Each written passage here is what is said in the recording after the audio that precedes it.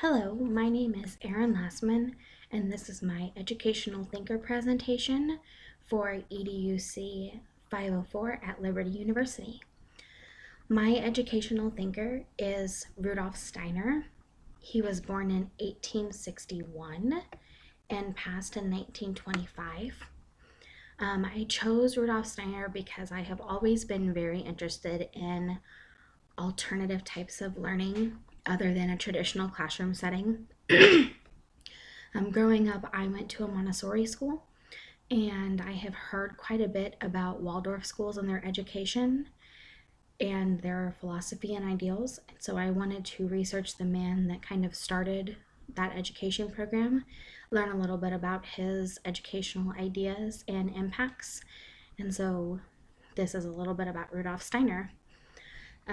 His major educational ideal and philosophical ideal was the creation of this philosophy and this school of thought called anthroposophy. Defined, it is a discipline of research as well as a path of knowledge, service, personal growth, and social engagement introduced and developed by Rudolf Steiner. It is concerned with all aspects of human life, spirit, and humanity's future evolution and well-being. However, according to the Waldorf School website, Waldorf education was established by Rudolf Steiner, and it has its foundations in anthroposophy. But at the heart of this idealism is the belief that humanity has the ability to transform itself and the world through spiritual development. So, while oftentimes Waldorf is viewed as a religious philosophy, it doesn't necessarily promote, it's non-secular and non-denominational in its promotion of religion in schools.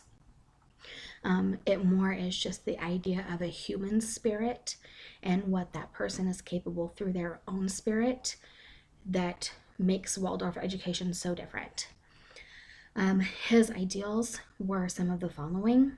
The spiritual world is accessible through human sensory experiences, and that we can experience the spiritual world through enhanced conscious sense.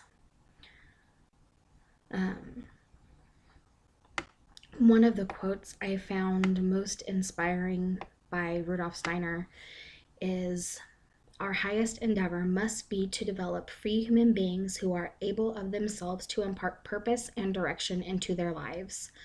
The need for imagination, a sense of truth, and a feeling of responsibility, these three forces are the very nerve of education." So his educational impacts really are that students learn best through experiences. So there isn't a lot of classroom lecture in any Waldorf program. It is very experience-based. There is a lot of, acting, creating, those sort of elements in a Waldorf education versus lecturing and testing. He also had a great impact on the Camp Hill movement, which is a movement in special education to be all-inclusive, which is something that's very common in schools today.